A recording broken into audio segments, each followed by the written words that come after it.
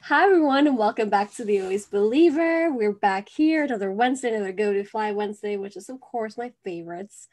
Today we have one of my dear friends, just online friends that I just keep on beating, that life just brings to me so wonderfully. So I had this woman on that's so powerful and amazing and wonderful on my other podcast, Kim Myers, all about horror. And I decided to bring her on for a specific reason. Without further ado, we have Brianna Morgan. Hi, Brianna.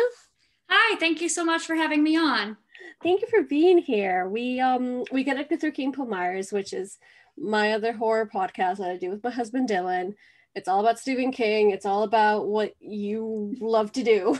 Yes, yes. Exactly. That I'm not the biggest fan of, but that's the little niche that we have with KPM. And within that interview, we talked a lot about mental health and how important it is, and a couple of struggles. And I was like, you know what, girl, Team Flyer here, the Always Believer gang is gonna freaking love you, and anything I can do to support local as well, because you're a writer. Yes. And I'm like, this is perfect. So I'm super excited to have you on this podcast. Thank you. I'm excited to be here. Exactly. So before we start, as always, tell us a little bit about yourself. So my name is Brianna Morgan. I am a horror author and a playwright. And in my day job life, I'm a copywriter. I live in Atlanta, Georgia. I can't think of anything else to say. That's my intro. Exactly. You're a writer. You're a really good writer. You've written a lot of books as well and plays. Yes. You have quite a few of them. All right. So one of my next questions to still be in the writing theme, kind of, life. When did your love for writing start? So I've loved storytelling inside and outside of writing for about as long as I can remember. When I was a kid, my grandfather, he was an avid storyteller, and he would sit down between my brother and I, and a lot of times he would tell us like folklore stories and things like that he had heard. My grandparents were from West Virginia, so they heard a bunch of, like the Appalachian upcountry fables and things. And he'd make up his own stories, usually when egged on by my brother and I. He would sometimes include us in the story as characters. And, I just really love that. And that's kind of what got me into reading. And from reading, I just sort of realized one day that I could write books too. And I kind of haven't stopped since then. I love that story. It's so touching that it comes from a place that's so magical. And even if they're like fables and things like that, which we also talk a lot about in KPM, because we do like supernatural stuff and like talk about all that, which is really fun. But you take that and like that's how your love of like your whole lifestyle, obviously, that's what you do. Like, literally behind you, like I always say, I see your book right there. You know what I mean? That's so freaking cool. Thank you. Like, it's right there. So, what's your favorite genre, first of all?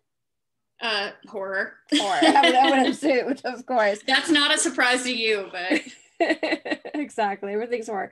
Is there anyone that influences you to write more horror that you're just inspired by? I feel like just every book I read, I feel like I'm inspired by in some way. I've gotten really picky with what I'll read. I tend to only read things that are recommended to me by people I trust. Stephen King is probably the first horror author I ever read, not counting R.L. Stein, Goosebumps. Of course. The classic. I feel like even if you don't like horror as an adult as much as you and Dylan and like our KPM community and like King Myers, R.L. Stein probably was a big impact for for you most have to be familiar with Goosebumps. Exactly. And Are You Afraid of the Dark and things like that. Mm-hmm. And then there's a bunch of modern like indie horror authors I love. Like I love Haley Piper, Sonora Taylor. I love my friend Scott Moses. He just had a book come out. Haley Newland, she's really great. I could probably name 30 others, but we'd be here a while. Exactly. Something I love, and I always wanted to mention that before diving in deep with like other, questions about mental health and stuff like that. Right. Is because I love supporting small communities or small businesses, better said. And this is it, of course, indie authors. I mean, this year we are avid readers. I say we now because Dylan and me, of course, and this because we know each other through King Myers. But We both love to read. I adore it. We do it all the time. Literally, as I'm recording, I have him next to me reading, finishing at this point already The Dark Tower. By the time this airs, who knows? But I would think he'll be finished by the time this airs, to be honest. But it's something so important and magical. So we did get a chance to interview a lot of indie horror authors this past season over there at King Phil Myers, you being one of them. Yes. And it's so much fun. Like, I always try to include that in the best way possible. I also think indie horror authors are the best indie authors, but that might be fighting words. But exactly. I'm biased. Of course. Oh my goodness. So once again, one more question about your writing. When was the first book that you published? And what was your first book? My debut was Blood and Water in 2015. It was young adult horror, it still exists. Indie published. I re-released it in 2017, I think. And what is your latest up to date? My latest book is The Trick-or-Treater and Other Stories, which is a collection of short horror stories. And that was released in December of last year. Exactly. December 2020, which I don't know, at this rate, it feels like forever ago. Yes. It's one of those things like, wait, what, already? Yeah, I barely remember releasing that book. Oh my! It was so close to the end of the year. It's just like, get it out of here. It's like, that's it. Let's do this, basically. We also thankfully have a copy, and even though we've talked about this before, your writing's a bit too dark for me. I know Dylan really, really loved it, and I still have to get your Livingston Girls. Yes. Yeah. Livingston, yeah. Tell us a little bit about that one, because I feel like our audience over here at Team Flyer would appreciate that. Yes, they would like that one. I was going to say, I feel like you could read that one and be fine. It gets a little dark in parts, but it's not like spooky. Livingston Girls is about a 16-year-old girl named Rose. She gets involved in a scandal at her school, and she transfers to an all-girls boarding school. And once she's there, her plan is to lay low and not get into any trouble, just kind of wait for the whole scandal thing to blow over back home so she can get back to her normal life. And then she discovers a secret coven of witches, and they invite her to join them. So now she has to decide whether she wants to, add this complication to her life and become a witch. And she also is dealing with these complicated feelings she has for her roommate, who is also a girl. It's like her first bisexual crush. I adore that. I know Team Flyer does as well. One, because we're very spiritual, witchy, into astrology, into all these sorts of wonderful things. So I think that just like lines up perfectly. At least from our audience here, because I've seen it in comments and things like that. So that's a win. But the fact that it's a female woman main character, of course, that also explores her bisexuality and things like that. That's just a win-win no matter what. So yeah, the book is very much books? 6. Goodness gracious, my love. Congratulations. I'm exhausted. Of course. It's like I have 6 children. To say at least, because you have more books as well apart from those 6, but wow. Yes. And we laughed at what did you call the background noise before? The sounds of life. The sounds of life. Oh my goodness gracious. You guys definitely heard that because we both have mics on both ends. So thank you. I love it. It's just like all of a sudden you hear the dog bark or like a teenager and be like, hey. Comment. Okay. The sounds of life via this whole quarantine kind of life as well, because we have to adapt. So like it's a whole total side tangent, but anytime I see like the late night talk shows and things like that, and they're coming from their home and you see the little kid walking in the background or the dog barking, or like everyone's just kind of accepting it now. Yeah, exactly. I mean, it's been a year by now, over a year obviously, so it's kind of like, well, we're trying. Yeah. We're doing our best. Exactly, we really are. Oh my goodness. Before I forget, so Livingston Girls, where can we find it? You can find it just about anywhere now. I've enabled it for live distribution, so not live, expanded distribution, and it's now live. So you can get it on Amazon, KDP, not KDP, Lord, Kobo. I do that all the time. I don't even know where I can buy my own book. That's how bad it is. Anyway. It's what we just said about quarantine. It's been a year and then some, so we get it. And you are here at Team Flyer, the Always Believer gang. A bunch of us are entrepreneurs, and even if they're not entrepreneurs, they're businesswomen, and they're mothers who handle a bunch of stuff.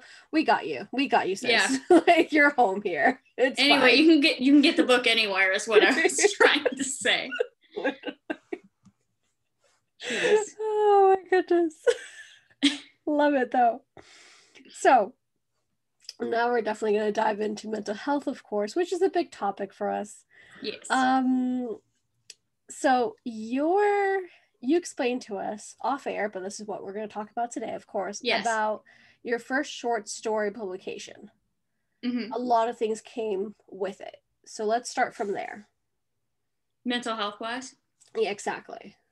So for a long time, I've had depression and anxiety. I would say, God, probably 10 years now.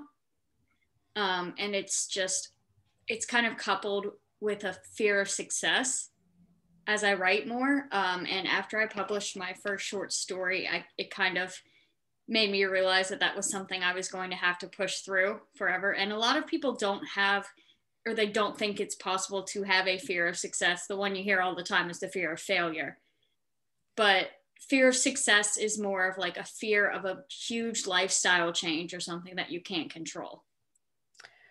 I've heard a bunch about it as an entrepreneur myself, and with various podcasts and projects, and yes, I'm the face of a lot of different products and things like that. My gosh, I know what you're feeling. I understand it.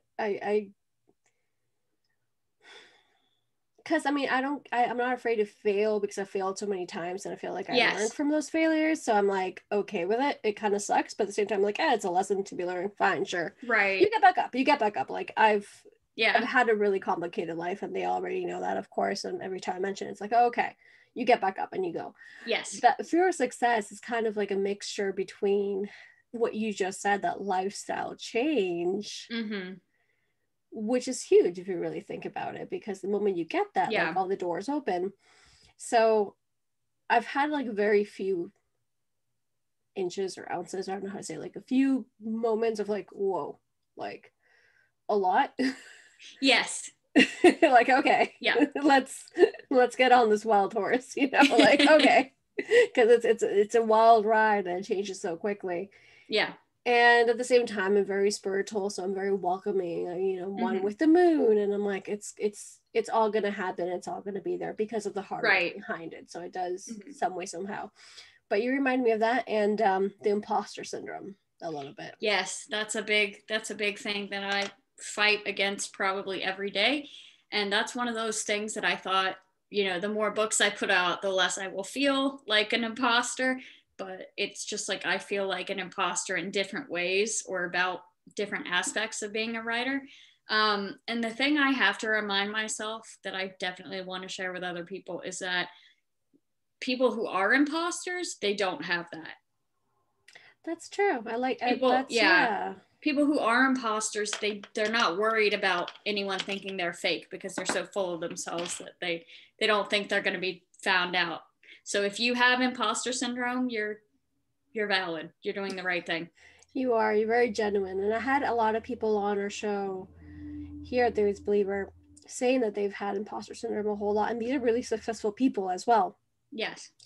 And we talked about it a little bit. I remember the first season with Vanessa from Empower Teaching Podcast, because she's a teacher. She's a high school teacher. Mm-hmm. And we talked a lot about it because I feel like it's important to talk about, obviously, but also to like get down to the root of it. Like, it's not like, oh, I have it and that's it. I'm like, no, like, validate yourself. Yes. And it's totally fine to have imposter syndrome, but you can't let that fear or that weird feeling of like, I'm not where I'm supposed to be, stop you from trying, because that will stall your creative progress and you won't get anywhere that way.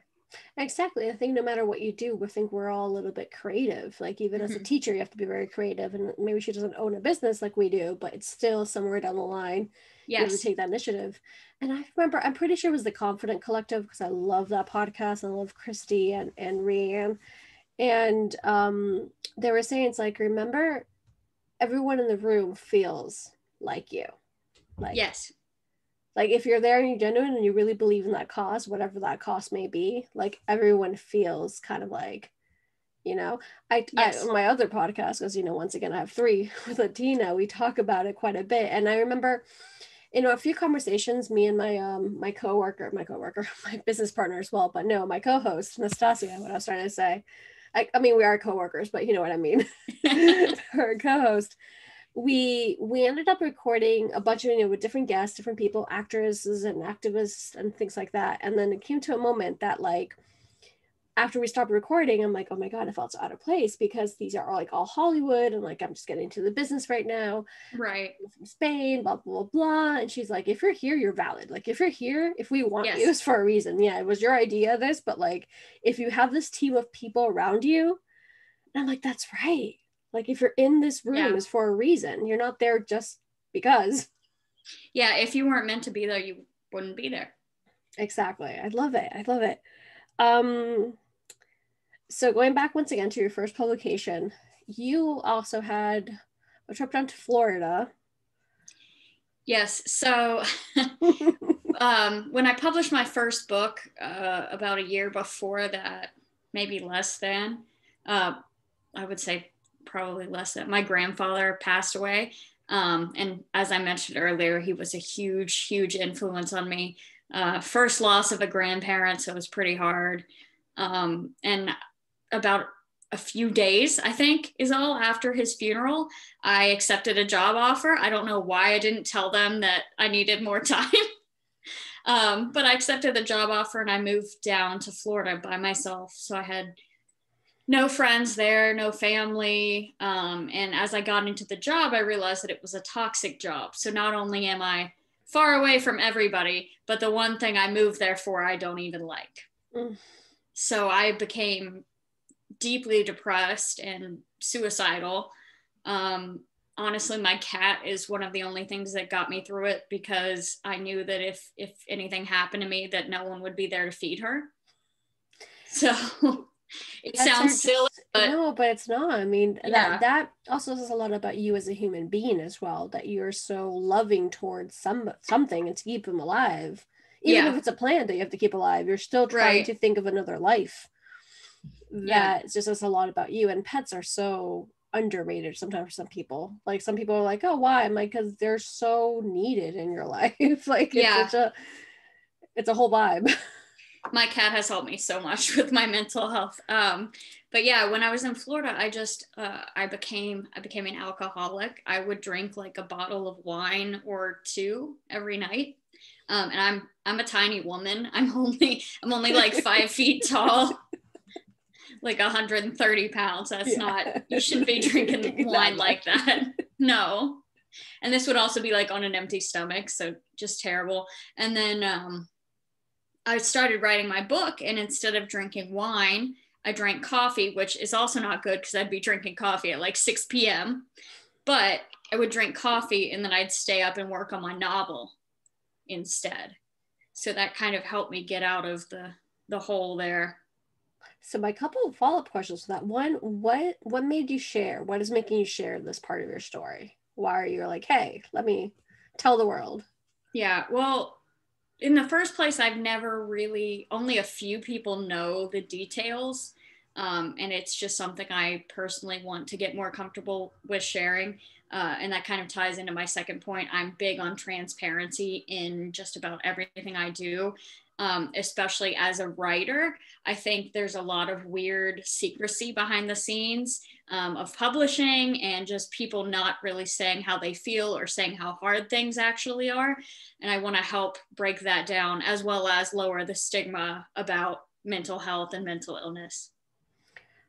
This is exactly why I wanted you to come on over, of course, because for me it's so utterly important. I mean, we've tried to connect. We connect and we try to hang out, of course, but the Yes. little that you know or that you can know, and it's on my bio. It's in a bunch of episodes. I mean, if my avid listeners are like, okay, we get the story, Ariana. No, but seriously, I understand you quite well because I grew up in a really difficult place and a really difficult childhood, and I moved around a whole lot. I grew up with violent people in my life, with alcoholic people in my life. Yes. And not that I've never really drank as much by any means. I drink differently than people here simply because I am European and I am Spanish. So we do drink differently. Yes. Like it's very common to have a glass of wine or a beer in between like lunch breaks or something like that, or like it's on the table even if you're 10. Not that you're drinking at 10, but like it's very it's not as taboo, as we're trying to say. Yeah, it's a cultural thing. Exactly. So that kind of helped it, I would assume. Of course, it could have gone either way, but I definitely understand that feeling of just feeling so alone or scared or frustrated or sad or whatever, that you don't really know the way out. And that's one of the main reasons I started the Always Believer way back when, just as writing, because I'm like, I know I'm not alone. I know that like there's someone else who's feeling what I'm feeling. Let me write it out. Let me see what happens. And also to show other people, much like you said, that there's a way out. That there's like it's gonna be okay, and just raise that awareness. Yeah. If all that wasn't enough, I love what you said about like being transparent, of course, because I always try to do as much as I can. I mean, keeping some sort of privacy, of course, but at the end of the day, it's like, this is me without makeup. You've seen my Insta stories. Like, I'm recording this on top of my bed because right now I live with 9 people, and you know, the sounds of life. It's not the sound of music, it's the sounds of life. I mean, I don't have makeup on right now. So. Yeah. Like I'm in a hoodie and like and it happens. Ponytail. You know, because it's like, this is who we really are. And like the main thing is the content that we want to pull through, and not just like all fancy schmancy. I mean, if that's who you are, that's great, but that's not who I am. So it's not who I am. Exactly. I don't think you probably wouldn't have asked me to be on this podcast if that was who I was. Yeah, exactly. Because I mean, I guess this podcast would be completely different if I was like fancy and about like, I don't know. But yeah, that transparency, because I'm really tired of secrecy between, oh gosh, everything.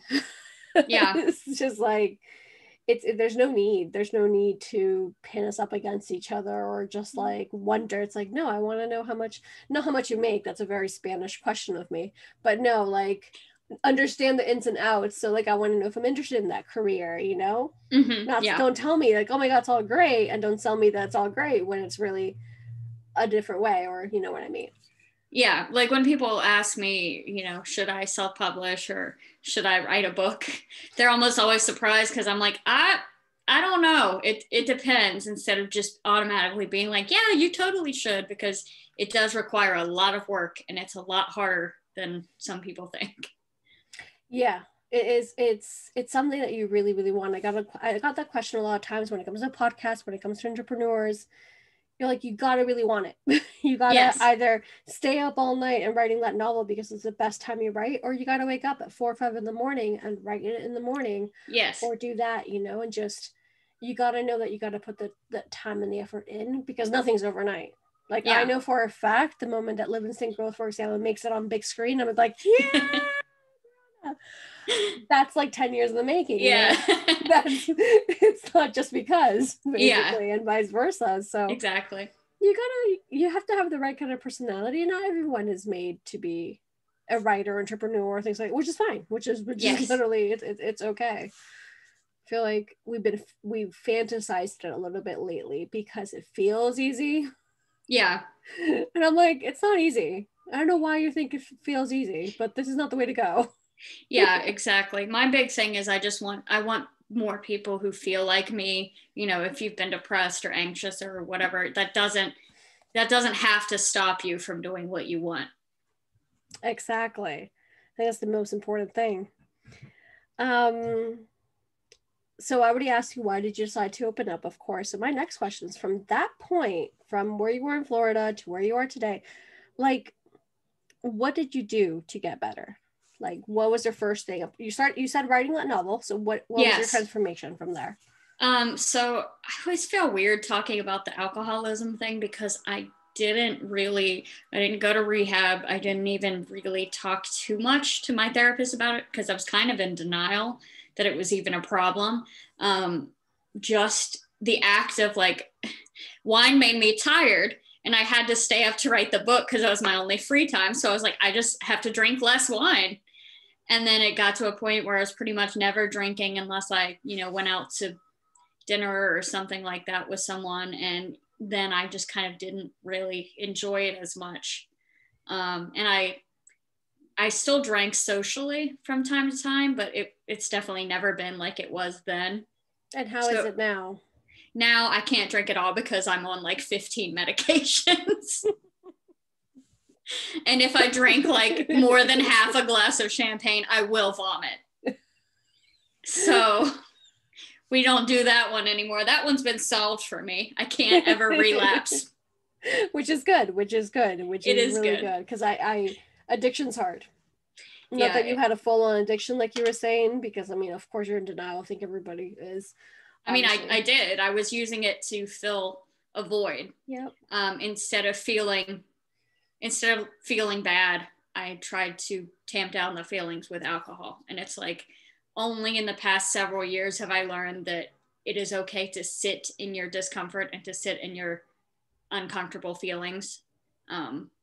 It doesn't feel great, but it's normal. I love that disclaimer. It doesn't feel great, but it's normal. It's true. I feel like alcoholism is not talked a lot between people our age, or among people our age. I feel like it happens a little bit more often than we think. Mm-hmm. I've had close friends with really big issues, and their moms and all. They have a couple of kids, and it's very stressful life with kids. It's very stressful, like toxic relationships and stuff like that. And the more I see it, it's kind of like you need help, like you're my age, and it's up to you to reach out. So when you spoke about it, when you were telling this before we started, what's it called? Recording. Yes. I always mention it because I feel like it's so important for people our age. Because I grew up around it, and I'm still very iffy with it. I'm like, I can drink, I'm fine. I don't get drunk because that's not really me. I've had in the past, obviously, because we all have. I mean, exactly. But it is something that I like less and less, and with age, I'm liking less and less. Not that I have less. I don't vomit like you, but it's kind of like, we're fine. Yeah. I'm also lucky that the kind of drinks I liked mostly were like really fruity drinks that didn't really taste like alcohol. So now I just get them without the alcohol, and it's fine. Oh, that's good. I would think otherwise. I love fruity drinks as well. It's all like the whole alcohol. Like I can drink it, but I prefer a nice cocktail with like a fruity drink. Yes. So you could just get like a virgin daiquiri or something like that, and then it would taste really good, and then you wouldn't have the alcohol content. So exactly. Like I said, like for me, it was very important because I really haven't found anyone else, and I've interviewed a whole bunch of people, but it hasn't come up and that's okay. It hasn't come up. I'm sure it's something that we keep sweeping under the rug because we can talk about. Luckily enough, we're finally able to talk about mental health and being depressed and anxious and having that, and even about being abused, like little by little. Just talking about that. Unfortunately, but fortunately, at the same time, to like open up about it. Alcoholism, not that much, and I'm like, we need to, just because. Yeah, I feel like that one's hard for people to really key into whether they have it or not, because it's like, I think you think that either you're out at frat parties, like getting blackout drunk and binge drinking every night, or you're not. And it's like, there are so many different levels and graduations to that. It's so much more nuanced, I think, than people think about. That's also very true. And plus, if we go back to circling to our age, more or less, we still drink socially a whole lot. Whereas if we're like, I don't know, in the 50s, 60s, you can kind of tell the difference. And then you're like, oh, okay. So that probably could be a big factor that people are like, don't realize. Yeah. And I feel like, once again, I'll go to my next question soon, but for people to stop and think about it, be like, how much alcohol do I have? How much alcohol do I need? What do I do when I come home? Do I go straight for the bottle? What stop and think and realize, because it's scary. I've seen the outcome. Yeah, I'm definitely not saying that like you shouldn't drink alcohol, but if it is the kind of thing where like as soon as you get home you reach for it, or you feel like there are certain things you cannot do unless you have had a drink or two, then I would strongly encourage you to re-examine your relationship, because that is a slippery slope. It really is a lot faster than people think. Yes. Without a doubt. So, we were on your timeline, basically. Off tangents as always, but it's us. You wrote your novel, so that's like something that really, really motivated you. So I'm sure you would tell people like, hey, do something that motivates you and find that passion. Definitely. What happened after that? Like from, once again, because this is how many years ago? 6. You're asking me to do math, so sure. It's iffy. But 5-6 years or 7 more or less, but just give or take. Wasn't like 2 years ago. No. So from that moment, from Florida and like writing your novel and things like that to where you are today, what were your next steps? You said the therapist. You said what else? I'm assuming that they moved, of course. You're not in Florida currently. Yeah, I moved back home. I quit that job after I think 6 months or so, because I just knew, I was like, if I stay here, I'm going to be dead. And I actually straight up told my boss, I was like, this job has me suicidal. And all he said was, it's not that bad. And then I was like, I'm out of here, because that is toxic. Yeah, that man was a mess. He, in front of a room of my coworkers and myself, he turned to my friend Kevin, who was a project manager, and he said, Kevin, you should have been aborted. Okay. In a room full of like 15 people. It was so painful. Painful to watch. Oh my goodness. That company went under, so good. Well, good for them. Like, good for, you know what I mean? Like, yeah. We do not need that issue in the world. I learned a lot about myself and about what I'm willing to put up with and what I deserve and things like that. Well, that's a good from that job. Like that's a wonderful piece of like the life lesson that you learned, of course. Yeah. So then I moved home. Totally. Yeah. I moved home. I lived with my parents, and then for a little bit, and then I moved out and lived with some of my friends from college. That ended up being not the best fit, because we all had our own, we were all dealing with some issues, and some of us were not treating our issues appropriately. There's a chainsaw outside. I don't even know if you can hear that. I don't think I can hear it. And I just heard it and I thought it was a cow, so that's why I wanted to address it. It's not a cow. It's a chainsaw. There's like 4 people doing yard work right now. It's like 6:30. I don't understand. Sorry. Oh, it does sound like a cow. I can hear it now. Yeah. It's so good. I live in the city, so kind of. So yeah, I realized basically I was able to, through therapy and through sort of self-assessment, I was able to realize that I was in a shitty situation and that I had the power to get out of it and that I deserved better. And even though I was afraid, because like I said, I lived with my friends and I didn't want to hurt my relationship with them, I knew at the same time that if I stayed there that I was doing a disservice to myself. So I moved back in with my parents. One of my biggest takeaways from your story till now is that you always chose yourself. Mm-hmm. Yeah. In every single case scenario. And I adore that. I feel it is so hard to do. It is. It really is. It's something incomprehensible sometimes. And I do it. Believe me, I do. I'm the first one who'd like teach everybody else. But at the same time, I'm like, out of all the self-love I'm giving myself every day, and like I'm telling the world, but telling myself, and every day, I'm like, how is it that we still think about other people's feelings? I mean, you think about other people's feelings, of course, but you think about like what they feel, like what they think about you or whatever, like, no, what is important for you? What is something that, you need to do to feed your soul and make yourself happy? Yeah. And I mean, I've also realized that, you're going to get pushback for putting yourself first, and a lot of people won't understand it, but that doesn't mean you're doing the wrong thing. If you encounter resistance, it's just all the more proof that you should enforce those boundaries. Without a doubt. And people who like, who want to be with you, they will be with you regardless. Yes. Yes. I feel like that's something fundamental that people forget because we're so caught up sometimes, especially at a young age, which is understandable. Not about having thousands of friends, but we're so caught up about like, oh, they've been my forever friend and we met. But I'm like, you evolve. Yes, people change. Yeah, exactly. Because you can outgrow people. It's okay. I love that. It's literally that. Like, you can outgrow people because it's like, I always compare it, rightfully so, like kind of like spring cleaning, sorry. Yes. Getting rid of the old, going in with the new, and you're kind of making space. And it's not like you're gonna throw your friend away like a dirty towel, but like if you're outgrew that person, if you don't agree with that person to a certain extent, yeah, it's like, okay, I'm gonna walk my way, and that's pretty much it. Yeah, you don't have to be friends or be in a relationship with anybody just because you've known them forever. Exactly. It will be painful and it's hard because, of course, we're all nostalgic and we all like, we like that stability or that comfortness of like, oh, we did this together, or she knows me or he knows me. And but are you okay? Are you are you okay? That's the most important thing.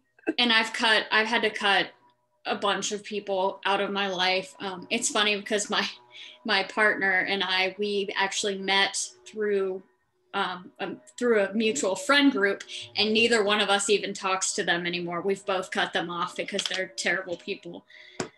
And it was very hard to do, and hard for me to do, and hard for him to do, because when he tried to do it, they blamed me for it.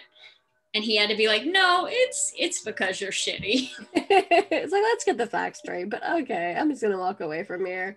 But yeah, I mean, I had been friends with those people for years. We all got tattoos together, and they were resenting my success. They weren't celebrating with me. They weren't helping me reach my goals. They kind of got more resentful of me as I put myself out there more. And they started to resent any other friends I made and all those things that I was like, I don't need this. I had that too as well with certain people, and I'm just like, and not only that, like, it's one of those people that took forever to write back. This person only wrote back when it was their convenience. Yes. All the time. And I get you're busy and I'm busy too, and I get you're going through a rough time, but I'm also going through a rough time. It's 50-50. Yeah. Like, you don't have to write to me every day. You don't, it's fine. I don't have to write to you every day either. Right. It's it's fine. Obviously we all everybody needs to put in an effort, though. Exactly. And then the moment that I took a while responding, and when I say a while, it was literally just 24 hours after my birthday, which it was like, I'm still saying I'm going, like, I go out and celebrate my birthday a whole bunch no matter what, quarantine aside, obviously, but still. And I'm like reading this message of like, just this person is like, oh, why didn't you write back? And I'm like, I'm out celebrating my birthday still. Like, don't you, like, what's happening? You know what I mean? So it's one of those things, is like, oh, this is a one-way street. Yeah. So on top of all the things we were talking about before, this is kind of like that little icing on the cake that's like saying, I don't want this piece of cake. I deserve better than this piece of cake. Let me absolutely do a different one, Maybe the cake tasted good before, but you've just had too much of it and now you never want to see it again. That's fine too. Exactly. Maybe that cake works for somebody else, but not for me. Not for me. Exactly. So I completely understand. I knew that we connected in different levels in different ways, because it takes a freaking mature, brave, wonderful superhuman to realize that, to be like, yo, this ain't right. Let me do what's right for me. And that's like the first sentence I told you is like, every single part of your story right now, you're choosing you. Your faults and all, you're still choosing you. Yeah. And therapy, honestly, I can't say enough good things about therapy, because it is what helped me do that. And I felt so silly. I still feel silly about going to therapy sometimes because of what my therapist says to me that gets through. It's not profound. It's shit like, you deserve a good friend. And then my brain is like, you know what? I do deserve a good friend. Like, I feel like a lot of people just know that, but my therapist has to tell me things like that. But sometimes you just need somebody to like reaffirm it or reassure you. Exactly. I don't think everyone knows that, because we just talked about friendships. There's so many people still in really bad friendships. Yeah. Because we put all this like weight on it of like the time length and the memories and the adventures. Mm-hmm. I'm like, no, it has to, like, you have to feel right, you know? Yeah. And there could be someone that you literally just met, you click, and that friend can actually be a lifelong friend from there, you know, because Yeah. you're meeting them at that moment. And something that once again, actually, I did hear this for sure in the Confident Creative or Collective, sorry. I'll definitely tag them down below. Yeah. When they talked about the relationship of the power of friendship. Mm-hmm. Every time that we see a TV show, anytime we see a movie, anytime in real life, we're so focused on like the romantic aspect of like, oh, finding the right guy, finding the right woman, blah blah blah. Yeah. Blah. Friendship. Yeah. Number one thing. Well, first of all, is you yourself and you and inner love. But that aside for a quick hot second is that kind of friendship, because you need, as a woman, you need good girlfriends. You need Yes. that pack that's a ride or die, that you know you're getting the real deal, and vice versa. Yeah. I have the friends I have now. I think Livingston Girls is dedicated to, Aww. I think I dedicated it to my coven, and that's all my close female friends now. And like, we haven't seen each other because of the pandemic, and we still like, we'll text each other updates. And one of my friends had a baby, and we're all still like, when can we see the baby? Because she was not even pregnant when the pandemic started. And I'm just like, there's a whole new person. It's so wild. Same thing happened to my best friend. She got pregnant. Oh god, I don't know when, but she's due, or she just had. Sorry, and It's so wild. So it's just like, okay. Yeah, it's jarring. And I mean, all of the people I cut from my life before, they were all women or femme identifying people. So I was really afraid to do that, because I was like, oh, I won't have a girl group anymore. Like, I have a couple guy friends, but it's like you said, you need girlfriends. You do. It's just not the same. I always hang out with guys. Love my guys. They're great ever since I was a kid. But you need girlfriends, and I've, much like you, I took a risk. I mean, I said goodbye to that, and then I was alone for a while, and I'm like, I need to figure it out, and I did. And the friends that I have now, I mean, my coven, so to speak, I love that word, is partly, it's mainly in Barcelona, which is a whole different thing, because I lived there recently the longest. And now, because of the pandemic, is a whole different world of just online friends and new friends. And I appreciate it a whole lot, because we're all feeling the same thing, to give or take. And because I love my job, and my job like allows me to talk to so many different people, it has helped a whole bunch. And if it wasn't for that, and my cat, and my cat, of course, one of those things that you're like, okay, it's keeping me going. I'm pushing myself forward, you know? Yeah. Absolutely. We're going to move this year to a whole different state as well. So like, that's going to be a whole new beginning all over again. I mean, we're vaccinated and all, but once again, it's needed. And I'm thankful we live in the era of technology so much. Not only to do this on top of my bed, from my bed, of course, for example, but also that's how we stay connected. That's how you saw your friend's baby, and same goes for me and my friends in Barcelona. We're 6 hours apart, and you know, something that is super important. So friendships, like, invest in them, and then say goodbye to those you don't need, and just invest in them. Yeah. And it's like, now I feel like I have so many friends who live so far away, but it doesn't feel like it matters. Exactly. I do agree with that. Like, I can't wait to get back to a routine of like hanging out with them physically, whoever they come in my life, because we're moving, of course. So that's a whole new world to discover. But meanwhile, it's like, oh, like hanging out with you, you know, once in a while. It's like, okay. Yeah. Like, we feel closer at the end of the day. And it's not like, and once again, because of the pandemic, we're all feeling the same thing. So even if we live in the same city, we probably couldn't see each other anyway. So it's like, okay. Exactly. It's literally the same. One of my best friends lives in Chicago, and another one lives in Maine, and I'm in Georgia. So it's just like, I'm used to going to Chicago like twice a year, at least. I have for the past, I think, 5 years. So that was really weird not doing that. And then I've just video chatted with all my friends who live far away, but it's, you know, it's not quite the same. Yeah, of course. But at least you have something. Like, I think we all have a little bit of something, and just keeping that spark alive. That's why, like, anytime they ask me what I'm thankful for, depending on the time you catch me, but like, oh, technology, like, yes, please, the internet. yes, literally. Yeah, We can do what we want, but we can also most importantly stay together and stay connected. I swear. yes. So, my follow-up question to all this beautiful journey is, what are some things in your life that has influenced your writing? I feel like everything.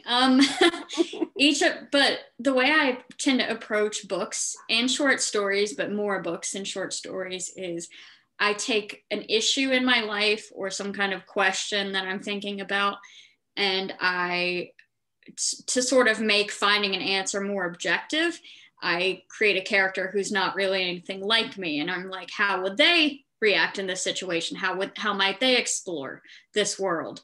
And usually I can kind of, it sounds weird, I use the book to kind of work through certain things, because I think part of me feels like it's wasteful to just sit down and think about my past. But if I'm doing it through, like, for a character or for a book, it feels more productive somehow. I think that makes sense in the back of our minds, because we connect productivity to being worthy. Yeah.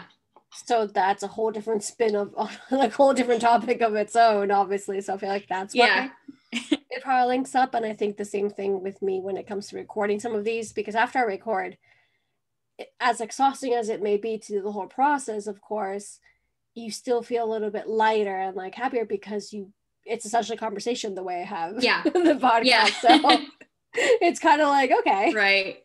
Yeah. But each of my books, you can kind of tell, if you know more of my story, more about me, you can kind of tell what events inspired what. And for example, the themes of my book tend to be fairly obvious. Like Blood and Water, the theme is basically, what makes a family and how do you get through losing everything you love, which is because I was in Florida and had lost everything I loved. And it was also about moving on after loss, and how grief looks different to different people and things like that. Reflections is about body image and reclaiming your body after an assault and things like that. I'm not going to go too much into that, but there's is that something that you have talked about before as well? Not super publicly. Okay. But I'm open to it. I just haven't. Because everyone knows by now. If you don't, then hi. Yeah. I've also been sexually abused. And it's one of the main things on my bio, because I've done a million things, or I'm trying to do every day a million things towards that cause. And I've paired up, and I've done a lot of talks and talked to a lot of people, and both in Barcelona, both in Spain, actually, in general, and also in the States. So like, I do put it in, not that it's a part of me. Yeah. It's not an identifier by any means, shape, way, or form.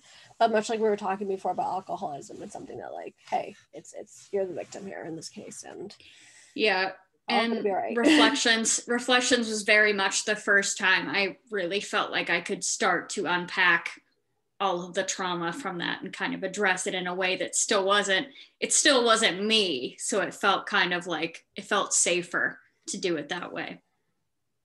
Which makes perfect sense. Have you ever had any stories about the whole suicidal part as well, aspect of it, or not just yet?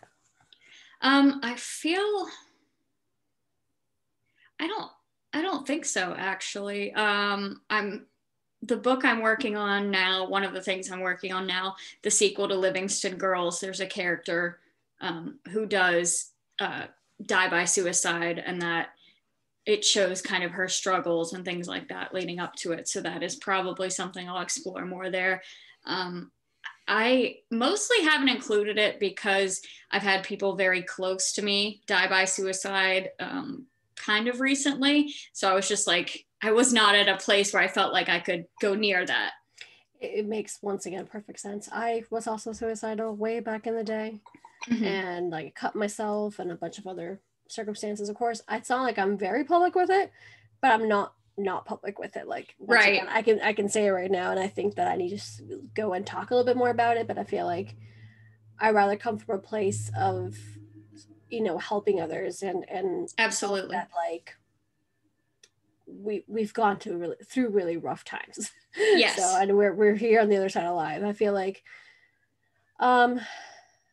it's been recent that a few people that I know online, big people, also. So you're like, oh, okay, let's digest that. It's a little bit more common than we think. It's not because of the United States, I think just in general. So once again, it is something that I love to talk about in a positive light, in the sense of like, hey, reach out. Yes. You have people you can call. There's a hotline you can call. Like, just talk to somebody. Yeah, you are never as alone as you feel. Exactly. No. There's no way. So I feel like, I mean, that's a whole different topic that we can talk on for hours and hours on end.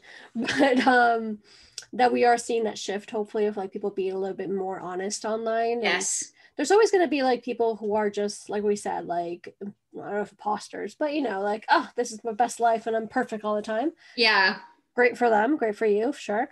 But I feel like either we're starting to see a huge change toward more honesty and being raw.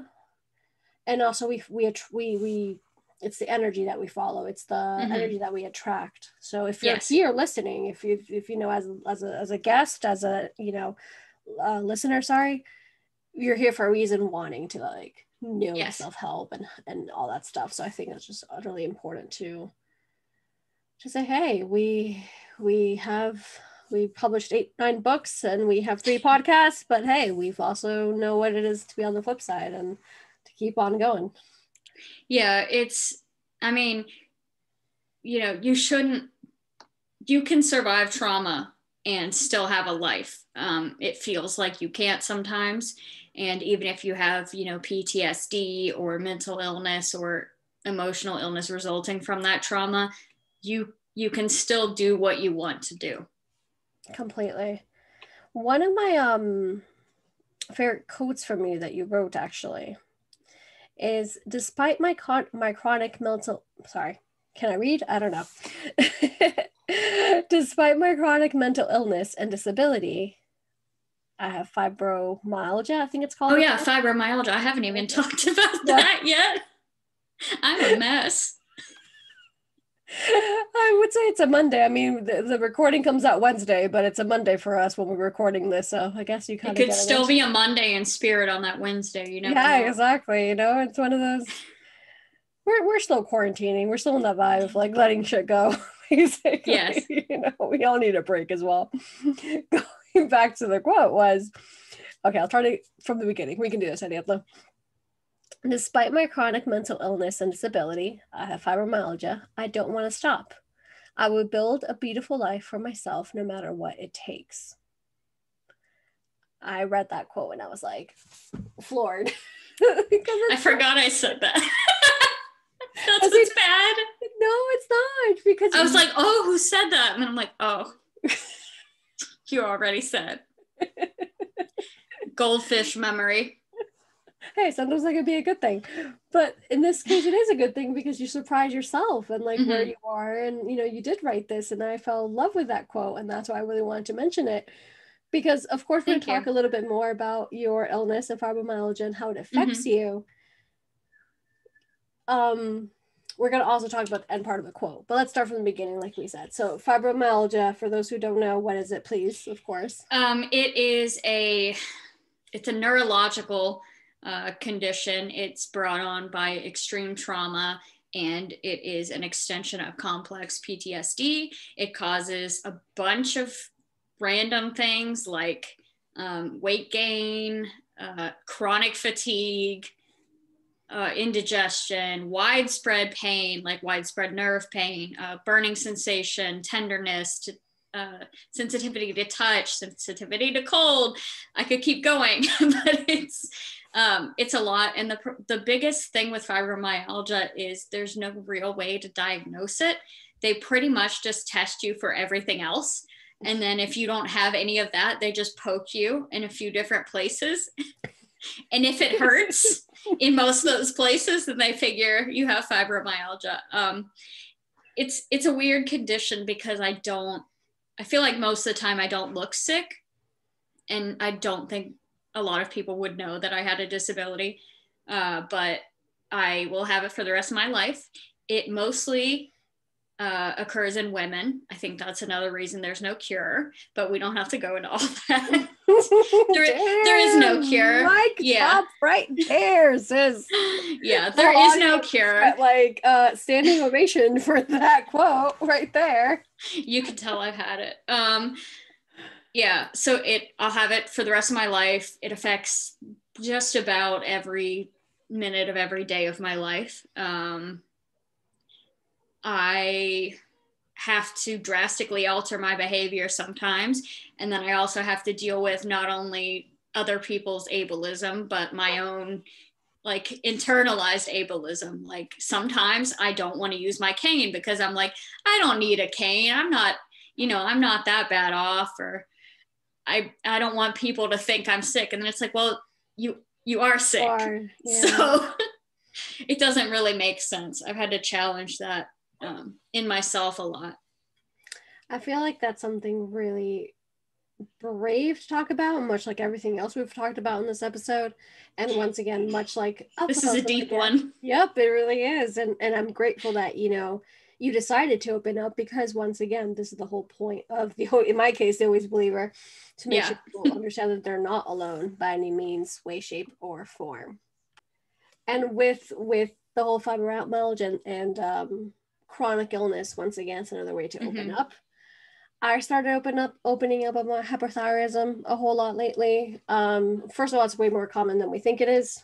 Yeah, they tested me for that one, so. I bet they did. They usually do.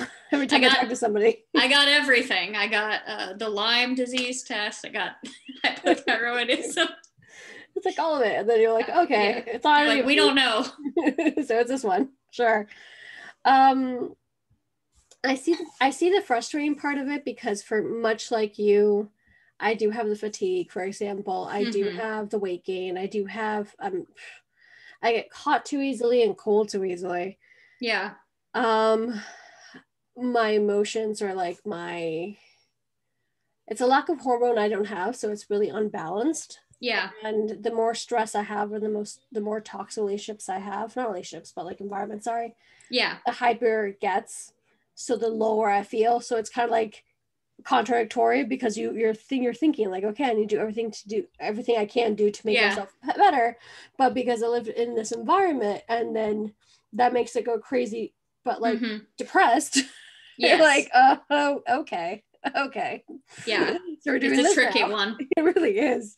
And then, for example, what you're saying with the weight gain, I always get really, really frustrated, because in general, we all know about body image. We know about body image, blah, blah, blah. And it's like, oh, look at you. You're so big. You don't work out. I'm like, dude. It does not matter. It's I know your condition like mine. Our metabolism is just slower. Super slow. Holy moly. Yeah. And I eat salads, and I work out, and I'm like, I'm just okay. I'm okay. It gets to a point where you just have to be like, you know what? I'm healthy. I am happy with how I look, and that is the best I can do. Exactly that. Literally exactly that. And it takes once again, this is a already long episode, and we're making it a little bit longer, but it's because it's so darn important. Like there's so many different picks and like ways that we can talk about this. And body positivity, of course, we need more of it. We need more, like, because it takes a village. Like in the sense of like, I'm not happy with myself every day, because I didn't used to be this way. Yeah.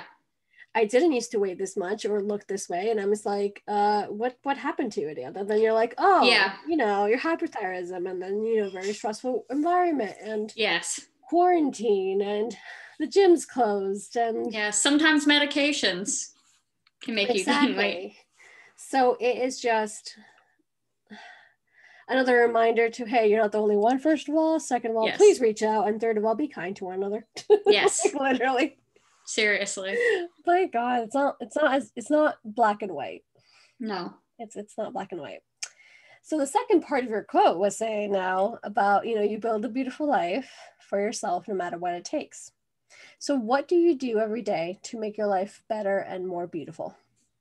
So they're really little things, but for me, it's the little things that tend to have the biggest effect on my mood. Like the small rituals, because I just kind of do them without thinking about them. I used to wake up early to write, but then I realized that I really this sounds really sappy, but I really like how it feels to wake up with my partner like at the same time, and him be the first thing I see. Yeah. And basically the first thing I say every morning is I love you. He tells, he reciprocates, and then we kind of just talk for a little bit. And that's like one of my favorite parts of the day. Usually the cats come up on the bed because they've heard us get up. So then we're all just hanging out in the morning. You can tell I really like that. Yeah. Like just keep smiling. Yeah, that's one of my favorite favorite things. I'm big into gaming. We talked about that on the other podcast. I try to play video games even for like half an hour every day. I let myself do that because I used to think that was wasteful. But it's not wasteful if it makes you happy. Exactly. I mean, productivity is not your worth. Even if today you played all day, you video gamed, that's what made you happy. I am sick and tired of the hustle and bustle culture. Yeah. Every single time it comes up, and a lot of it has agree. Yeah. And I'm like, dude, we're not meant to be working 9 to 5. No. Like, full on crazy and then do a million things. No. Exactly. And it takes some time. Like, I love to game too, not as much as you by any means. Because it's true, but I love to read, for example. Yeah. And I'm like, I either have to make a mental effort every single day to read. Yes. Because I can be working a million hours. I can easily believe it. There's always something to do and whatnot. Exactly. And I feel like it's never enough. And I feel like, oh my God, it's getting to me. And oh my God, like, I need to do this. I need to finish this by today, blah, blah, blah, because we get so wired up, of course. And at the same time, it's like, okay, Daniel, like, you got to have some of that calm, like, energy in your life, some way, somehow. And that's part of it. And I did put gaming in it too, because I do miss it. Not that I do it often by any means. I should do it more, but still. Another thing I did recently, it was very hard, but I highly recommend it, is every day for 30 days, I told one person I admired, that I liked their work and that I was grateful for them. And it was really scary because I was reaching out to people and not knowing whether they would even see what I said or like if they would think it was weird. But some people I didn't hear back from. That was okay. I didn't have anybody who reacted negatively because of course I didn't. Most people were like, that is so sweet. You made my whole day. So that was being grateful for having those people in my life kind of helped me be more generous with my own creative process and give myself a little more grace. I adore that so much. If you know me, I say it often. I really try to when I see other people's work and whatnot. And I feel like you people, from what they tell me, it's like you see them like kind of cheerleader. So I like. Yes. Thank you. Yes, I've seen it. You felt that good, because it's like I really make that effort, and I do talk to hundreds of people, and I have 3 podcasts, and that's a whole different vibe in each and every one of them. But it's like I really try to make that effort because we're all important in this world. So and it sounds really weird, but if you're not feeling confident in yourself or you don't feel great about yourself, sometimes complimenting someone else or being nice to someone else can give you a boost. And it's the best way. I completely agree. And it's kind of the best way to do it through quarantine, because it's not like you can't go out and like have a coffee and be like, oh my God, this coffee tasted great. Yeah. You can't really do that, sadly, for at least the time being. But what you can do is, and that's another way to support local people, probably. Knowing you probably did. Yes. Yes. Which is like, dude, it makes your whole day because you feel so appreciated. Yes. Because this takes so much effort to put yourself out there and then just create a whole thing. Yeah. And then there's the whole, I'm a firm believer that whatever you put into the universe is what will come back to you. So it's like I try to put much more positivity out there than maybe I feel inside, hoping that it will make me feel better later. I bet it does, though. I really, really bet it does. It does. And I can't recommend it enough. Sometimes you just have to step outside yourself and get outside your own head for a little bit. And if that means you have to tell a celebrity that you really like their latest movie, like if that helps you, it might help you, then go for it. Exactly. It feels silly, but I reached out to some people that I was terrified of reaching out to. And like I said, there were no bad reactions. No, there's not. I mean, I am the kind of person that knocks on every door. So if you see my guests, I do have actors and actresses and activists Yes. and like really huge people. So because I knock on every single door, so Yeah. I have that built in, thankfully, in Yeah. the type of field that I love. Yeah. But even if you're not entrepreneur, if you're just a student, for example, or whoever you're listening to, like I said, like write your celebrity, you never know. They're people. They're Yes. people like you. Everyone is a person. Exactly. And you just might get a reply back from your favorite, celebrity, and also Yes. like, oh, okay, because that does happen. I'm living proof that does Yeah. happen. I didn't aim like super, super high. Oh, well, one of the women I reached out to was Rachel Bloom, who does, she's the writer of Crazy Ex-Girlfriend. Yeah. I did reach out to her and she didn't respond, but that was fine. Yeah, exactly. I'm like, you are very busy. Like, that's fine. But at least it's out there in the universe, and I like the it's positivity, because even if you think, oh, they must know and they must, like, they're people, they're insecure too. I mean, yeah, like it goes back Yeah. to like the imposter syndrome we were saying. We all feel it. So yeah, definitely.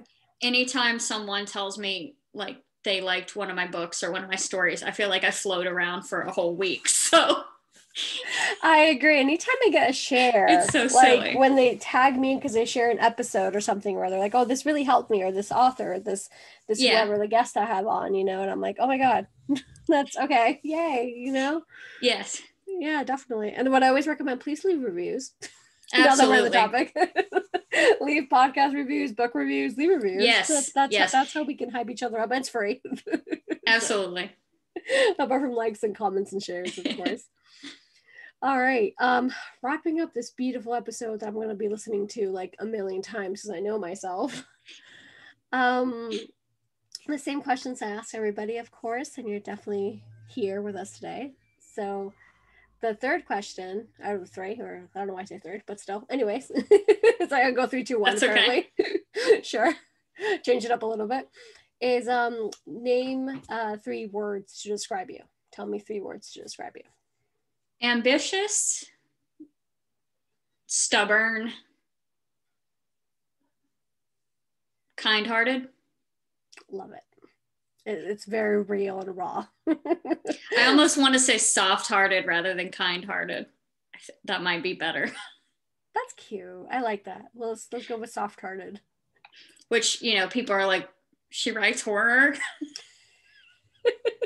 It's okay. It's the best of both worlds. Yeah. It really is. I feel like with this interview, they really grasp who you are, and then when they read your books, and there you go. Yeah, it feels like 2 different people. I hope not. I wouldn't think so, though. Second question. What are you grateful for? I'm grateful for so many things. Today, I'm grateful for the plumbing in my house getting fixed because we thought we got it fixed once and we did not. The guy half-assed it. And then today they came in and we had to pay $2,000 extra, but it is done. There's nothing in our house anymore that is going to explode or burn down or any of that. We finally knocked out all that stuff. So I am super grateful for that. That is an amazing thing to be grateful for, without a doubt. When we moved in, it was like everything was broken. So to get to this point has been like wild. Exactly. It's like, if that was my only problem, then I don't have any problems. Yeah. And I love that. Oh my God, you come such a long way, my love. I'm so proud of you. I'm so like, I want to hug you and just like chill. Someday. Definitely. Chill with you with a virgin daiquiri. Yes. Of some sort, some fruity drink. I'm down. Oh my goodness. And last and definitely not least, as I always say, where can we find you? I am all over the internet. I mostly am on Twitter as Bri Morgan Books and Instagram as Brianna Morgan Books. And then I have a website that is briannamorganbooks.com where you can find all the information about my books and interviews I've done and things like that. Yay! We'll definitely be tagging you down below, of course, and anywhere else that we can find your books and a list of books and things like that. I hope you get more buys thanks to this episode and then some from Team Flyer here, because it's definitely It fits a lot with what we're all about, especially Livingston Girls probably. But hey, I know people who love horror that, you know, are also spiritual, so it's all good, like you. Yeah, I don't want people to think like I do have mostly horror, but Livingston Girls and Reflections are they're kind of they're kind of dark, but they're still accessible. So if horror is not really your thing, you can still read maybe those two. Oh, that's wonderful. Thank you so much for being here with us today and for sharing your story and being vulnerable and be yourself and just keep shining, girl. Thank you. Thank you. It was my pleasure, and I hope that all of the stuff I said helped somebody. I'm sure it will, without a doubt. As for us, Team Flyer, we'll see you next Wednesday, as always, with our Go to Fly story. Thank you very much. And just, you know, comment down below all your loves and thoughts as we hear, of course, the dog in the background, because why not, you know? The sound of life. I love it. The sounds of life. All right. See y'all next week. Bye.